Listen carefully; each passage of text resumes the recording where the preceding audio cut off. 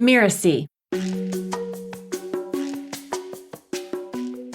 Hi, I'm Brodie, and you're listening to Making It. I run a business called the Course Builders Hub, which is where people who want to build online courses come to share their ideas, share their experience, and listen to other course builders talk about how they built their successful online course.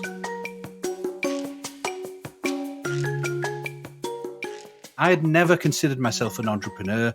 No one I'd gone to school with or college with had set up their own business, or any of their family had ever set up their own business. They were all, kind of their dads and mums or were miners or nurses or maybe a shopkeeper or worked in a factory, all that kind of stuff, or they were teachers. It just wasn't in any of my experience base.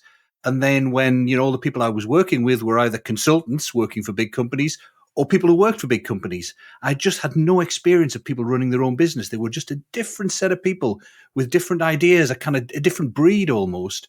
But things began to change a little bit, I think, in the noughties, as it were. So, in the 90s and early noughties, there wasn't really the internet as it is now. You didn't get to experience people who were doing different things. It was just the experience you saw on the TV, read in books, and the people you met who were largely the same as you. But I just started meeting different sorts of people, seeing different people online, went out to some kind of networking events that weren't for big businesses, weren't part of my firm, and met all sorts of amazing people doing incredibly different things. And it turned out they were perfectly ordinary people. I don't mean that in a negative sense. I mean, they were just like me. They weren't a special breed, these entrepreneurs. They were just people who'd gone off and done their own thing. And I began to think, I could do this. I could actually do this. That was what led me to set up my own business. I still don't call myself an entrepreneur. I can't bring myself to use the word. For me, an entrepreneur is someone different, but I can call myself a business owner. So online was really a kind of revelation for me. And it had started in my previous life where I'd got a phone call from a friend of mine called Noel. And Noel was a magician from London. And he said, Ian, go onto Google and type the word magician. So I did. And he was number one in Google. And I was like, what's going on here? I mean, Noel is a good magician, but he's probably not the best in the world. But somehow he had got to number one in Google. And we continued the conversation. And he told me that he was getting probably about 90% of his customers, his clients, from the internet. And for a professional magician who does, parties and weddings and stuff like that, that was unheard of before. I knew the business and I knew it was all done by referrals previously. So something had changed. And I thought, well, if a magician can get lots of business through the internet, maybe a consultant can, maybe a trainer can. So I decided that I would focus more and more on getting a stronger online presence and building that up. And so I started blogging. I started eventually, after a friend of mine nudged me, collecting email addresses and writing a regular email newsletter. And really everything just took off from there.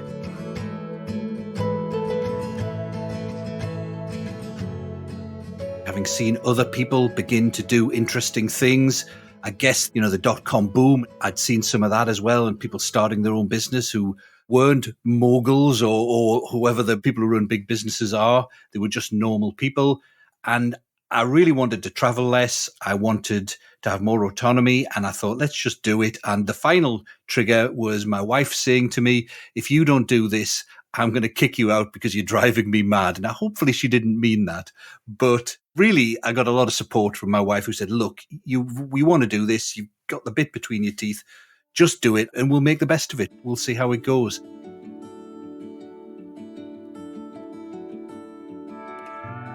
Making it, to me, is all about how you are at this point in time. It's all about, are you enjoying life? Do you feel you're learning and growing and contributing? Of course, there's a bit of, do you have enough money? Is your business going well? But I think if you've got those things and if things are improving for you and you're having a great time, I don't really focus on a big end goal. It's more about, I'm really enjoying life. I'd like to continue and grow and keep this kind of thing going. That's great. I feel as if I'm making it. If those things aren't happening, if I was constantly arguing with my wife and family, if I felt like I was struggling to make ends meet, if I wasn't enjoying the work, then I guess I would feel like I wasn't making it. Thankfully, those aren't the case. And of course, your priorities change as you go through life. I'm a little bit older now. You're beginning to think, you know what? I might want to ease off and work a little bit less. I might want to think about how I can help the kids out, get them established in their lives or business. But it's really more about just a feeling on an ongoing basis for me. Magic is a big hobby of mine. I have always been involved with it. I used to go to a magic club and they used to have a competition every year. And one of the weird things I noticed was every year they'd have the competition and they'd have a winner, second place, third place, and then some people who were not all that good. And then the next year they'd come back and many of the same people would compete. And what I found out was very often the people who would succeed the next year weren't the people who finished second or third. It was the people who finished near the bottom who really weren't very good. It improved a tremendous amount.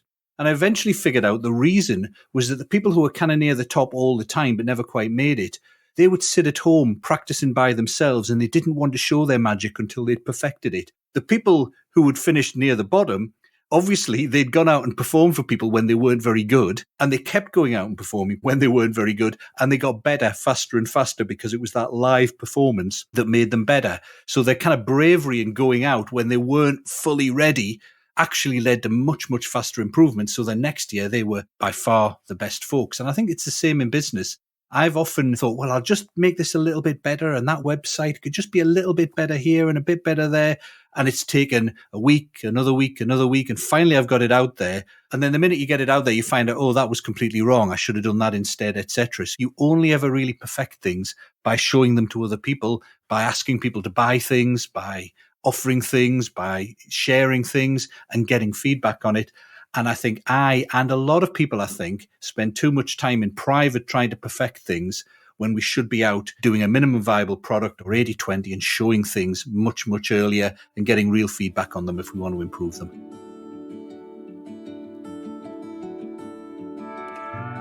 I think you're probably able to take more risks very early on in life before you've got any commitments, or later on in life where the commitments are beginning to kind of lessen because you're paying them off. So the number of people who are entrepreneurs, who become entrepreneurs late in life, I think is increasing significantly. And we are kind of making a splash. And we've got quite a few advantages, both in terms of experience, both in terms of the ability to take a few risks, and in terms of the ability for us to connect with an older generation. Because if you think about it, the people with money who will pay the most for help and advice or whatever it is you want to sell them are older people as well, usually. So, you know, the fact you have a natural connection with them because you're older really works to your advantage.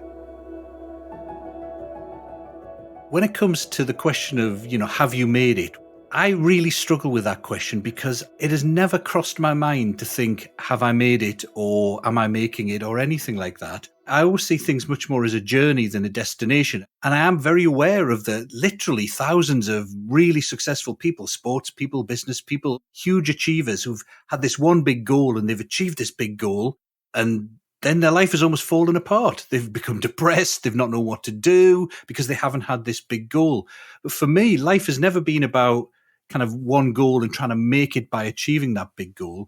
It's more about making it is better than I think having made it, because making it maybe is about, are you enjoying life? Are you having fun? Are you learning things? Do you feel you're contributing? And is that growing year on year? So really for me, it's just about almost how you feel on a day by day, week by week, year by year basis. And if you feel both good and getting better, then I think that's making it. I'm Brodie, and you've been listening to Making It. You can find me at www.coursebuildershub.com. Making It is part of the Mirasee FM network, which also includes Course Lab and Just Between Coaches. This episode of Making It was assembled by Jeff Govertson. Cynthia Lamb produced the episode. Danny Bermant is our associate producer, and Danny Inney is our executive producer. So you don't miss the great episodes that are coming up on Making It, go ahead and subscribe on Apple Podcasts, Spotify, or wherever you're listening right now. And if you liked the show, please leave us a starred review. It's the best way to help us get these ideas to more people. Thank you, and we'll see you next time.